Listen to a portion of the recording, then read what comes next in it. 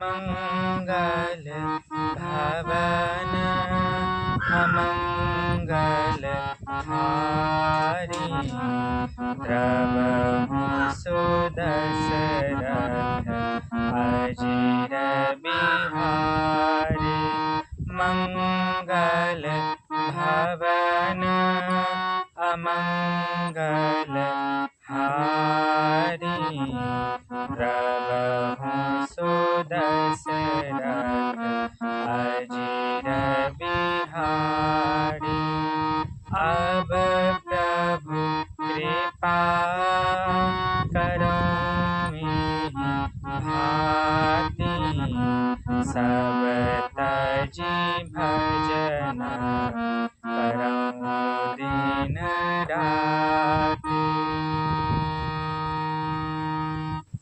जय श्री राम भक्तों, आप सभी को जय श्री राम। इसके पिछले वीडियो में हमने और आपने श्रवण किया कि किस प्रकार भरद्वाज जी ने प्रश्न किया याज्ञवल्क्य ऋषि से कि राम कवन पूछऊं प्रभु तुम। हे प्रभु, राम कौन है, इस विषय में आप हमें बताइए।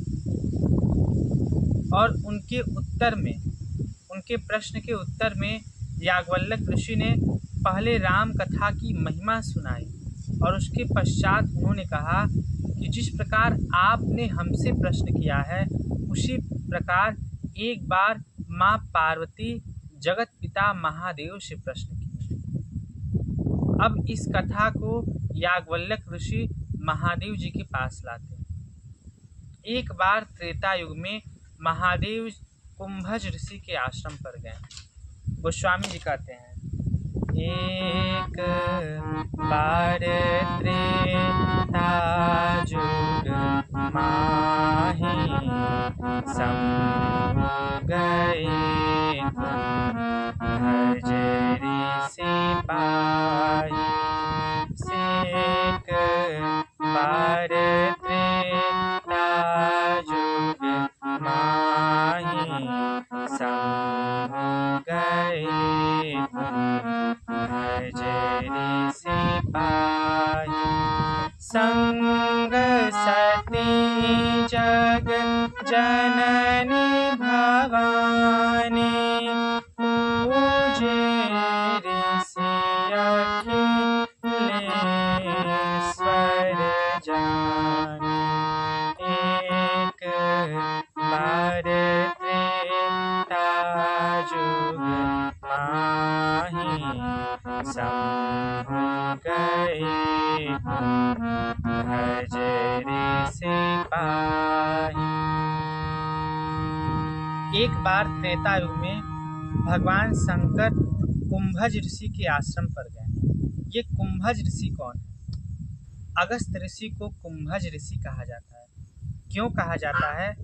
क्योंकि अगस्त्य ऋषि की उत्पत्ति एक घड़े से हुई है, इसलिए अगस्त्य ऋषि को कुंभज ऋषि कहा जाता है। तो महादेव जी अगस्त्य ऋषि के आश्रम पर गए। किस लिए गए? तो भगवान की कथा सुनने के लिए गए और साथ में सती जी को लेकर के गए। और अगस्त्य ऋषि विचार किए कि हमारे आश्रम पर साक्षात महादेव और सती जी आई हैं और महादेव अखिलेश्वर हैं, इस ब्रह्मांड के ईश्वर हैं। इस भाव से अगस्त्य ऋषि महादेव जी के चरणों की पूजा किए। अब यहाँ पे सती जी एक लीला करने जा रहे हैं। पहले यह जान लें कि सती जी हैं कौन। सती जी आदि शक्ति जगदम्बा है। ब्रह्मा जी ने दक्ष जी को आदेश दिया कि हे दक्ष, तुम उस आदि शक्ति जगदम्बा की तपस्या करो और उनसे वरदान में यह मांगो कि आप शिव पत्नी के रूप में हमारे घर पुत्री के रूप में आइए। आप हमारे घर पुत्री के रूप में आइए और आगे चल के शिव जी से विवाह करिए। तब उन शक्ति ने यह शर्त रखी कि हे दक्ष, मैं तुम्हारे घर पुत्री के रूप में अवश्य आऊंगी और महादेव से विवाह भी अवश्य करूंगी, पर एक शर्त है, यदि तुमने महादेव से कभी द्रोह कर लिया तो मैं उस शरीर को त्याग दूंगी। और वही सती जिसको गोस्वामी जी ने कहा जग जननी। जग जननी का अर्थ होता है इस पूरे जगत की माता। और माता का क्या कर्तव्य होता है? अपने पुत्र को सही राह दिखाना। तो आज एक माँ जो जगत जननी है, हम सब अभागे पुत्र को एक राह दिखाने जा रहे हैं। कौन सी राह? तो राम कथा की महिमा बताने जा रहे हैं कि हे जीव, देखो राम कथा की महिमा क्या है, राम कथा न सुनने का परिणाम क्या है। क्योंकि माँ स्वयं उल्टा चल के अपने पुत्र को सीधा चलाती है। जब पुत्र उसका छोटा होता है, नन्हा सा बालक होता है, तब माँ अपने पुत्र के हाथों को पकड़ के अपने उल्टा चलती है, स्वयं उल्टा चलती है, ताकि पुत्र सीधा चल सके। और वही लीला यहाँ पे सती जी करने जा रही हैं। क्योंकि सती जी इस जगत की माता हैं, इसलिए वो हम सबको राम कथा की महिमा बताने जा रही हैं। सती जी बताने जा रही हैं कि देखो, मैं जब राम कथा का अनादर कर रही हूँ, मैं जब राम कथा नहीं सुनी, सत्संग नहीं सुनी, तो मुझे राम जी के प्रति संदेह हो गया। और जब मुझे राम जी के प्रति संदेह हो गया, तो जब मेरी यह दुर्दशा हो सकती है, तो तुम सब जीव की क्या होगी। इसलिए माँ सती यह लीला कर रही हैं ताकि राम कथा की महिमा जो है उजागर हो सके। इसलिए हमें सती जी के ऊपर संदेह नहीं करना चाहिए कि सती जी राम कथा नहीं सुनी और राम जी के ऊपर संदेह की। यह भाव मन में हमें नहीं लाना चाहिए। यह केवल एक लीला है, राम कथा की महिमा को उजागर कर रही हैं सती। अब आइए हम उस सती जी की लीला में प्रवेश करें। तो जब महादेव जी और सती जी कैलाश पर्वत पर से आए अगस्त ऋषि के आश्रम में हरि कथा सुनने के लिए, तब अगस्त ऋषि महादेव जी के चरणों की पूजा की, सती जी की पूजा की और राम कथा सुनाए। परंतु केवल महादेव जी ही राम कथा को सुने, सती जी राम कथा को नहीं सुने। क्यों? क्योंकि उनके मन में थोड़ा सा अभिमान आ गया। अब ये अभिमान भी एक लीला ही है। थोड़ा सा अभिमान यह आ गया कि ये अगस्त ऋषि हमारे पैरों को धो रहे हैं, हमारी पूजा कर रहे हैं, तो ये हमसे छोटे हो गए और हम इनसे बड़े हो गए।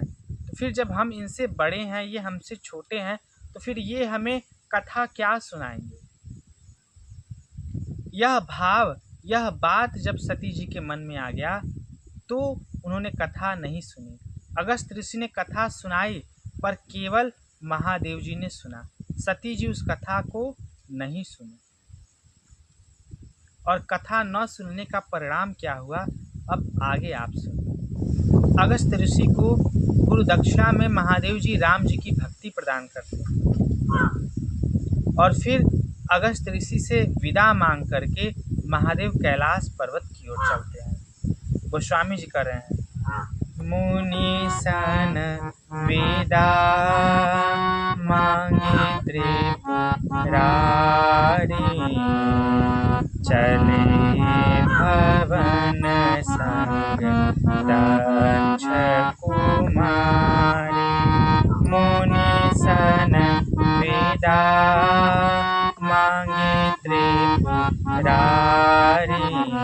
चले भवन संग दक्ष कुमारी। और जब महादेव जी कथा सुन करके कैलाश पर्वत की ओर जा रहे थे, उस समय क्या हुआ। तेहि अवसर भंजन महि भारा, तेहि अवसर भंजन महि भारा, हरि रघुवंश लीन अवतारा। पिता बचन तजि राजु उदासी, दंडक बन बिच रत अविनाशी। तेहि अवसर भंजन मही भारा, हरि रघुवंश लीन अवतारा। जिस समय महादेव जी कथा सुन करके अपने कैलाश पर्वत की ओर जा रहे थे, उसी समय हरि इस पृथ्वी का भार उतारने के लिए रघुवंश में अवतार लिए और अपने पिता के वचन को प्रमाणित करने के लिए, सत्य करने के लिए राज्य को त्याग के उसी दंडकारण्य में आ गए थे। और संयोगवश रावण आया और सीता जी का हरण करके लेकर के चला गया और राम जी दक्षिण दिशा की ओर सीता जी की खोज करने के लिए निकल गए और शंकर भगवान उसी दंडकारण्य में कथा सुन करके उत्तर दिशा की ओर कैलाश पर्वत की ओर निकल गए और मन ही मन महादेव जी विचार कर रहे हैं कि हे प्रभु, आपकी कथा सुन करके ये कान तो धन्य हो गया, अब आपका दर्शन हो जाए तो इस कान के साथ साथ ये आँख भी धन्य हो जाएगा। और भक्तों, कथा सुनने का उत्तम लाभ यही है कि हमारे मन में यह भाव जाग जाए कि हम जिनकी कथा सुन रहे हैं उनका दर्शन हमें कब होगा।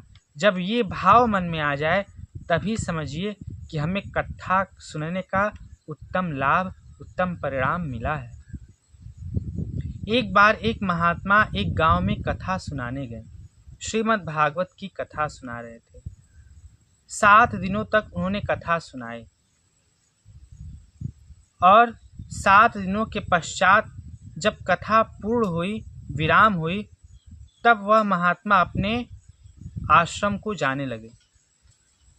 उसी समय एक छोटी सी बच्ची रोती हुई, बिलखती हुई आती है और बोलती है, हे बाबा, आपने जिनकी कथा सुनाई है उनका हमें दर्शन कब होगा। यह बात जब वह महात्मा सुने तब उनके नेत्र भर आए। बोले कि हमारे मन में यह भाव कभी आया ही नहीं कि मैं जिनकी कथा सुना रहा हूँ उनका दर्शन हमें कब होगा, परंतु एक छोटी सी बच्ची के मन में यह भाव आ गया। यह छोटी सी बच्ची हमसे धन्य है। और उन्होंने एक कृष्ण की मूर्ति उस बच्ची को दी और वह लड़की कोई और नहीं, साक्षात मीराबाई थी। इसी प्रकार हमारे भी मन में यह भाव जब आ जाए कि हम जिनकी कथा सुना रहे हैं या हम जिनकी कथा सुन रहे हैं उनका दर्शन कब होगा, तब समझिए कि हमें कथा का उत्तम लाभ प्राप्त हुआ है। और महादेव जी के मन में यही भाव आया कि हम जिनकी कथा सुन करके आए हैं अगस्त ऋषि के आश्रम से, उनका दर्शन हो जाए तो हम धन्य हो जाएंगे। परंतु दर्शन होगा कैसे? शंकर भगवान तो उत्तर दिशा की ओर जा रहे हैं और राम जी सीता जी की खोज करने दक्षिण दिशा की ओर जा रहे हैं। परंतु भगवान राम अंतर्यामी हैं, सदा अपने भक्तों के मन को रखने वाले हैं। राम सदा सेवक रुचि राखी, वेद पुराण साधु सुर साखी। राम जी सदा अपने भक्तों के रुचि को रखते हैं। और जब राम जी को पता चला कि हमारे प्रभु महादेव जी हमें पुकार रहे हैं, तो राम जी सर्वत्र होने के नाते जहाँ पे शंकर भगवान थे वहीं पे प्रकट हो गए और उसी समय महादेव जी राम जी का दर्शन किए। शंभो समयते ही राम ही देखा, उपजाहि अति हरष विशेषा। शंभो समयते ही राम ही देखा, उपजाहि हरष विशेषा। भरी लोचन छवि सिंधु निहारे, कुशमय जाने न कीन्ह चिन्हारे। शंभु समय तेहि राम ही देखा, उपजाहि अरति हरषु विशेषा। उसी समय महादेव जी राम जी का दर्शन किए और राम जी के उस छवि, उस लीला को देख करके महादेव जी के हृदय में अपार हर्ष हुआ और भरी लोचन छवि सिंधु निहारे। अपने नेत्रों में भगवान के उस छवि को भर लिए। इसका क्या तात्पर्य है कि महादेव जी राम जी का इस प्रकार दर्शन किए कि उसके बाद महादेव जी जिधर देखते थे उधर राम ही राम नजर आते थे। सिए राम मैं सब जग जानी, जिधर महादेव जी देखते उधर राम ही राम नजर आते थे। इस प्रकार महादेव जी ने देखा, परंतु नजदीक जाके उन्होंने प्रणाम नहीं किया, क्योंकि इस समय राम जी मनुष्य रूप में अवतार लिए हैं। उनकी ये नर लीला हो रही है और यदि मैं उनके पास जाकर के प्रणाम करूंगा तो उनकी लीला में विक्षेप होगा। और मैं उनका सेवक हूँ और वह हमारे स्वामी हैं। और सेवक का धर्म होता है कि सेवक के किसी भी कार्य से स्वामी को कष्ट न पहुँचे, स्वामी को तकलीफ न पहुँचे। स्वामी की जिस कार्य में प्रसन्नता हो सेवक को वही करना चाहिए। इसलिए शंकर भगवान नज़दीक जाकर के प्रणाम नहीं किए, दूर से ही महादेव जी राम जी को प्रणाम किए। क्या कह के? सच्चिदानंद कह के प्रणाम किए। जय सच्चिदानंद जग पावन, जय सच्चिदानंद जग पावन, अस कहि चले मनोज न सावन, चले जात शिव सती समेता, पुनि पुनि पुलकत कृपा निकेता।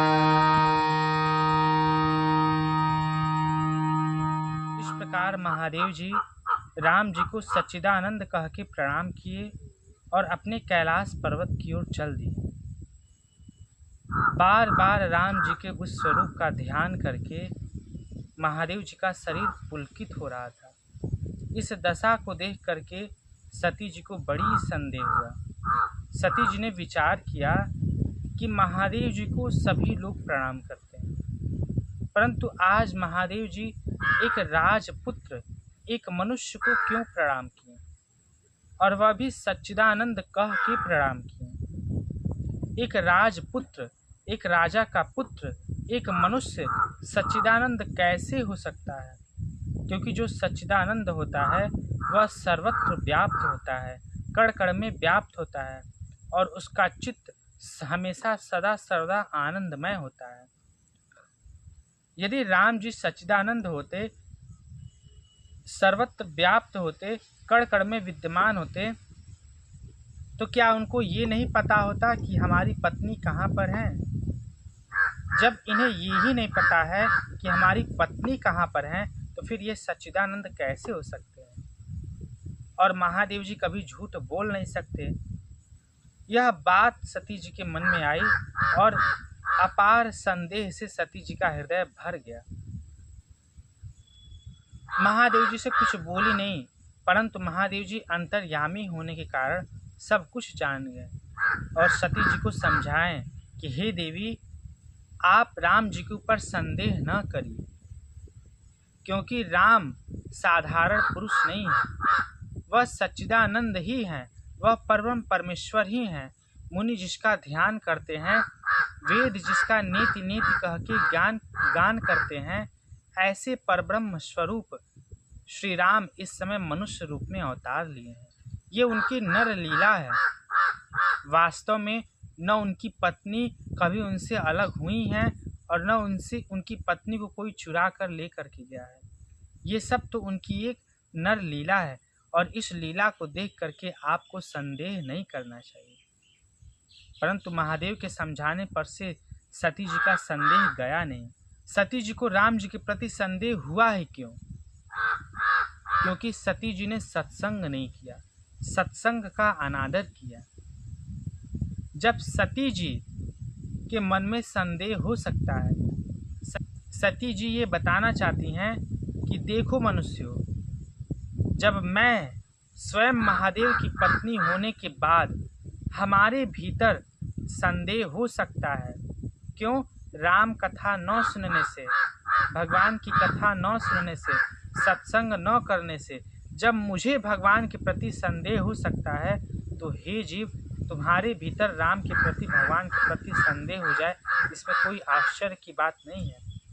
इसलिए तुम निरंतर भगवान की कथा सुनो, सत्संग सुनो, जिससे तुम्हारे भीतर ये संदेह रूपी पक्षी उड़ जाए। यह सती जी इस लीला से बताना चाहती हैं। और जब महादेव के समझाने पर भी सती जी के हृदय से संदेह नहीं गया, तब अंत में महादेव जी बोले कि हे देवी, जो तुम्हारे मन अति संदेह हो तो किन जाय परीक्षा ले हूँ। हे देवी, यदि आपके मन में अपार संदेह है और जब यह संदेह हमारे समझाने से भी नहीं जा रहा है, तो हे देवी, आप जाइए राम जी की परीक्षा ले लीजिए। परंतु विवेक पूर्वक विचार करके परीक्षा लीजिएगा। महादेव जी ने कहा विवेक पूर्वक विचार करके परीक्षा लीजिएगा। और तब तक मैं इस बट वृक्ष के नीचे बैठा हूँ। महादेव जी सती जी के साथ नहीं गए। क्यों नहीं गए? क्योंकि सती जी का इस समय स्वरूप संदेह का है और महादेव जी का स्वरूप है विश्वास का। और विश्वास और संदेह दोनों साथ साथ नहीं चलते हैं। जहाँ पे विश्वास होता है वहाँ पे संदेह नहीं होता है, जहाँ पे संदेह होता है वहाँ पे विश्वास नहीं होता है। इसलिए महादेव जी ने सोचा कि इस समय सती जी संदेह स्वरूपा हैं, हम इनके साथ नहीं जा सकते। सती जी अकेले गई राम जी की परीक्षा लेने। और क्या? पुनि पुनि हृदय विचार कर धरि सीता कर रूप। सती जी बार बार हृदय में विचार करके सीता का रूप धारण कर ली। महादेव जी ने समझाया था कि हे देवी, विचार करिएगा परंतु विवेक के साथ विचार करिएगा। विचार यानी बुद्धि, अपनी बुद्धि लगाइएगा परंतु विवेक के साथ लगाइएगा। अब विवेक आता कहाँ से है? तो बिनु सत्संग विवेक न हो। बिनु सत्संग विवेक न होई, राम कृपा बिनु सुलभ न सोई। बिनु सत्संग विवेक न हो। बिना सत्संग के हमें विवेक नहीं होते हैं। और यह सत्संग बिना राम जी की कृपा से मिलता नहीं। तो सती जी सत्संग की नहीं, राम की कथा सुनी नहीं, इसलिए उन्होंने विवेक का उपयोग नहीं किया, केवल अपनी बुद्धि लगाई। और बुद्धि प्रत्येक समय लोगों की सही नहीं होती है, क्योंकि जब विनाश आता है तो विनाश काले विपरीत बुद्धि। तो हम ये सोचें कि केवल हम अपनी बुद्धि से ही हम अपना जीवन चला लेंगे, तो ये संभव नहीं है। क्योंकि बुद्धि प्रत्येक जगह पर सही नहीं होती है, प्रत्येक क्षण सही नहीं होती है। इसलिए अपनी बुद्धि को विवेक के साथ उपयोग करिए। अपनी बुद्धि को शास्त्र से सम्मत रखिए कि हमारी बुद्धि, हमारी विचार शास्त्र से सम्मत है या नहीं है। इस प्रकार सती जी सीता का रूप धारण करके जिस मार्ग से राम जी आ रहे थे, उस मार्ग से आगे आगे सती जी चलने लगी। सती जी को सबसे पहले लक्ष्मण जी देखे और देखते ही पहचाने। क्यों? क्योंकि हम किसी का मुखौटा अपने मुख पर लगा लें परंतु उस व्यक्ति का गुण भी हमारे भीतर आ जाए, यह संभव नहीं है। जिस प्रकार हम संत का तो वेश धारण कर लिए हैं परंतु वास्तव में संत का गुण हमारे भीतर अभी नहीं आया है, उसी प्रकार सती जी सीता का रूप तो धारण कर ली, परंतु सीता का उत्तम गुण सती जी के भीतर नहीं आया। लक्ष्मण जी विचार किए कि हमारी भाभी, हमारी सीता तो सदा सर्वदा राम जी के पीछे पीछे चलती है, और ये कौन है जो राम जी के आगे आगे जा रहे हैं? जरूर कुछ दाल में काला है। ये हमारी सीता, हमारी भाभी सीता नहीं हो सकती। उसके बाद राम जी देखे, और राम जी देखते ही दोनों हाथों से जोड़ करके सती जी को प्रणाम किए। जोरी पानी प्रभु कीन्ह प्रणामो, पिता समेत लीन्ह निज नाम। जोरी पानी प्रभु कीन्ह प्रणामो, पिता समेत लीन्ह निज नाम। मैं दशरथ नंदन श्री राम, हे देवी, मैं दशरथ नंदन श्री राम आपको प्रणाम करता हूँ, परंतु आप हमें एक बात बताइए, आप इस जंगल में अकेली कहाँ विचरण कर रही हैं? हमारे पिता महादेव कहाँ पर हैं?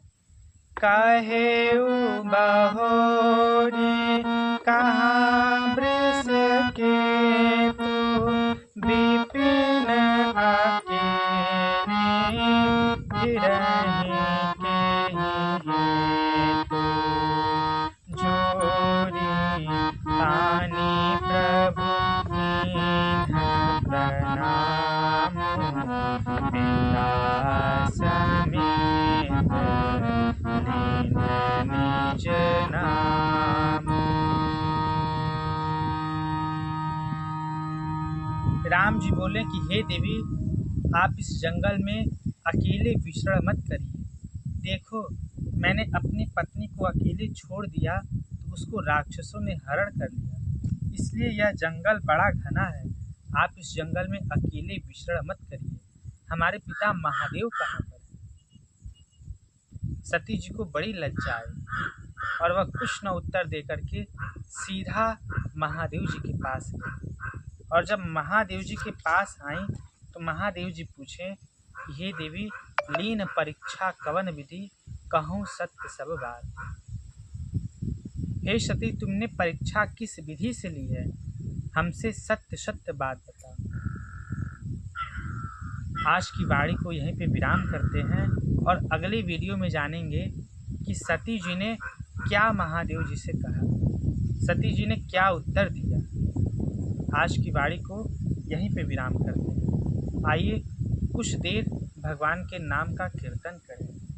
सीता राम जय सीता राम, राधे श्याम जय राधे श्याम। सीता राम जय सीता राम, राधे श्याम जय राधे श्याम। सीता राम जय सीता राम, राधे श्याम जय राधे श्याम। सीता राम जय सीता राम, राधे श्याम जय राधे श्याम। बोलो श्यावरे रामचंद्र भगवान की जय। श्री सीताराम नाम महाराज की जय। जय श्री राम।